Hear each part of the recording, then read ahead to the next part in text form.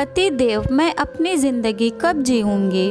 पता नहीं वह सपना था या भ्रम। अंकिता को पति की बातों पर विश्वास नहीं हो रहा था कि तभी उसका पति अर्जुन उससे बोला, जब तुमसे बोल दिया है कि अपनी सहेलियों के साथ मसूरी जाओ, फिर तुम मसूरी जाने के लिए तैयार क्यों नहीं होती। यह सुनकर अंकिता मुस्कुराते हुए बोली, आपने पहले कभी मुझे बाहर जाने की इजाज़त नहीं दी थी, ना इसलिए जब तुमने मुझे मसूरी जाने के लिए कहा तो मुझे अपने कानों पर विश्वास नहीं हुआ।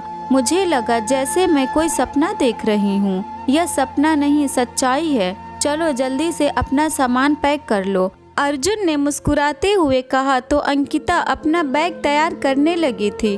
बैग पैक करते हुए उसे कुछ समय पहले की बात याद आ गई थी, जब उसका पति उसे कहीं जाने ही नहीं देता था। जब भी वह अपने पति से कहीं जाने के लिए कहती, उसका पति यही कहता, अभी मत जाओ, बाद में जाना। पति की यही बात सुनते हुए उसे अनेकों साल बीत गए थे।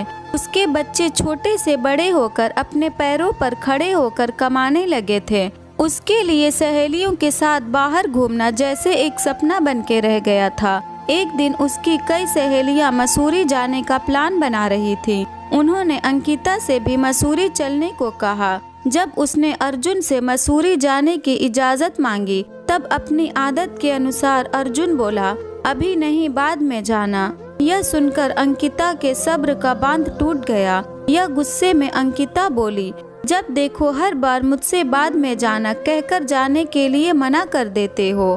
खुद जब मन करता है अपने दोस्तों के साथ घूमने निकल जाते हो। घर के सभी सदस्य भी अपने मन मुताबिक जिंदगी जीते हैं। जिसकी जब मर्जी होती है सब घूमने निकल जाते हैं। फिर मुझ पर इतना बंधन क्यों?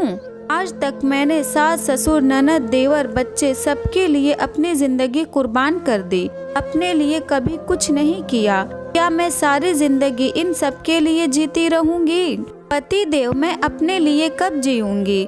जब मेरा इस दुनिया से जाने का वक्त हो जाएगा तब क्या पता बाद में मैं रहूं ना रहूं। जिंदगी का क्या भरोसा। अंकिता की भावपूर्ण बात सुनकर अर्जुन निशब्द हो गया था। वह हमेशा यही सोचता था कि एक औरत की जिंदगी सिर्फ अपने पति और परिवार तक ही सीमित रहती है, परंतु जब उसने कहा कि मैं अपने लिए कब जीऊंगी, यह सुनकर वह भावुक हो गया था। वह काफी सोच विचार करने के बाद अंकिता से बोला, तुम अपनी सहेलियों के साथ मसूरी घूमने जाओ। आज के बाद तुम अपनी मर्जी से अपनी जिंदगी जीने के लिए आजाद हो। पति की बातें सुनकर उसका दिल खुश हो गया था। अरे बैग में कपड़े रखते हुए क्या सोचने लगी? अर्जुन उसे सोच में डूबे हुए देखकर बोला। तो अंकिता को यकीन हो गया था कि यह सपना या कोई भ्रम नहीं, सच्चाई थी। वह अपनी सहेलियों को फोन करके उनके साथ चलने की बात कहकर बैग में कपड़े रखने लगी थी। आज भी हमारे समाज में ऐसे बहुत से पुरुष रहते हैं जो सिर्फ अपनी और अपने परिजनों की खुशियों के बारे में सोचते हैं, अपनी पत्नी की खुशी के बारे में कभी नहीं सोचते। इसी कारण बहुत सी औरतें अपनी इच्छा अपने मन में लिए ही इस दुनिया से रुखसत हो जाती हैं।